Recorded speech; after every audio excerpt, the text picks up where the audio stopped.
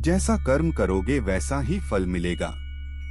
नमस्कार मित्रों, ज्ञानकुंज चैनल पर आपका स्वागत है।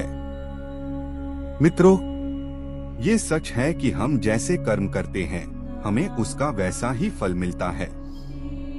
महादेव कहते हैं, कोई किसी को सुख या दुख नहीं देता, सभी अपने कर्मों का फल भोगते हैं। मनुष्य जैसा कर्म करता है उसी के अनुरूप फल भोगता है। हम जैसा कर्म करते हैं वैसा ही हमें फल मिलता है। अगर हमने अच्छे कर्म किए होते हैं तो उसका हमें अच्छा फल मिलता है, और बुरे कर्म किए होते हैं तो हमें उसका फल बुरा मिलता है। अगर हमारे साथ कुछ बुरा होता था तो पहले लोग ऐसा बोलते थे कि जरूर उसने पिछले जन्म में कुछ बुरा किया होगा, इसलिए इसके साथ ऐसा इस जन्म में हुआ। लेकिन अगर हम बात आज के जमाने की करें तो हमें अपने कर्म का हिसाब भी इसी जमाने में चुकाना पड़ता है। मित्रों, हमारे द्वारा किए गए कर्म ही हमारे पाप और पुण्य तय करते हैं। हम अच्छे कर्म करते हैं तो हमें उसके अच्छे फल मिलते हैं, और अगर हम बुरे कर्म करते हैं तो हमें उसके बुरे फल मिलते हैं। मित्रों, हमारे जीवन में जो भी परेशानियां आती हैं उनका संबंध कहीं ना कहीं हमारे कर्मों से होता है।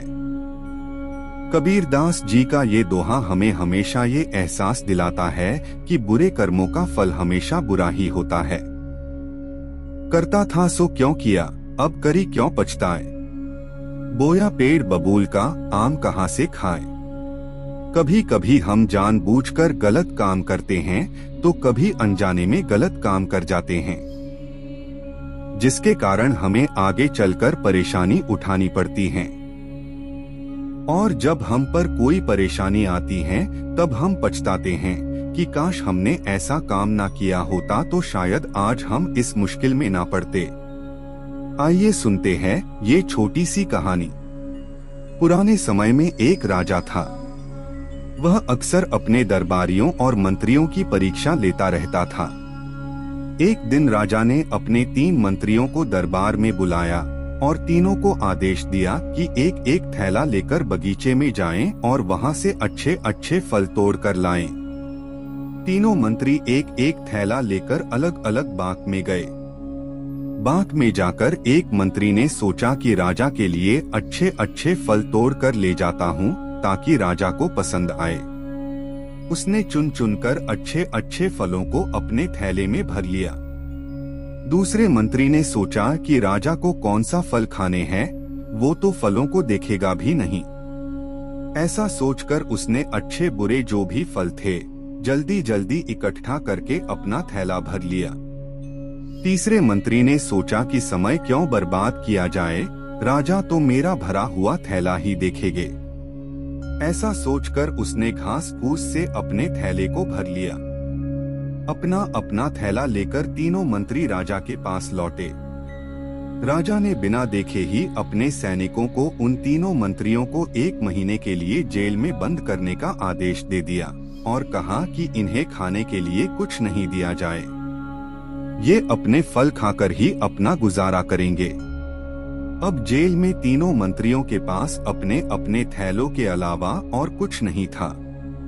जिस मंत्री ने अच्छे अच्छे फल चुने थे वो बड़े आराम से फल खाता रहा और उसने बड़ी आसानी से 1 महीना फलों के सहारे गुजार दिया।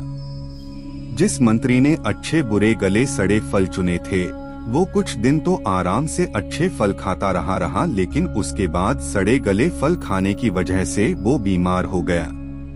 उसे बहुत परेशानी उठानी पड़ी और बड़ी मुश्किल से उसका 1 महीना गुजरा। लेकिन जिस मंत्री ने घास फूस से अपना थैला भरा था वो कुछ दिनों में ही भूख से मर गया। दोस्तों, ये तो एक कहानी है, लेकिन इस कहानी से हमें बहुत अच्छी सीख मिलती है कि हम जैसा करते हैं हमें उसका वैसा ही फल मिलता है। ये भी सच है कि हमें अपने कर्मों का फल जरूर मिलता है।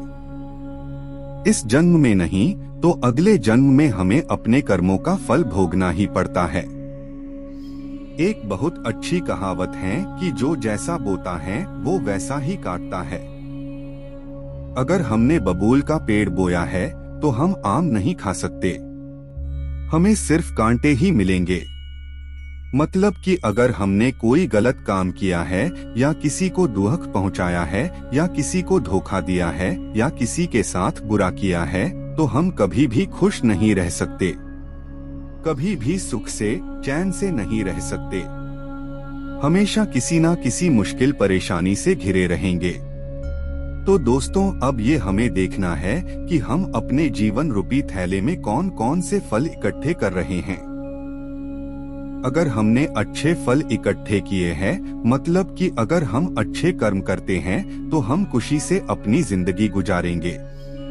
लेकिन अगर हमने अपने थैले में सड़े गले फल या घास फूस इकट्ठा किए हैं तो हमारी जिंदगी में कभी खुशी नहीं आ सकती, हम कभी सुख से चैन से नहीं रह सकते, हमेशा दुखी और परेशान ही रहेंगे। इसलिए हमेशा अच्छे कर्म करें और दूसरों को भी अच्छे काम करने के लिए प्रेरित करें। धन्यवाद मित्रों। संदेश पसंद आए तो वीडियो को फॉरवर्ड अवश्य करें। साथ ही चैनल पर नए हैं तो चैनल को सब्सक्राइब अवश्य करें।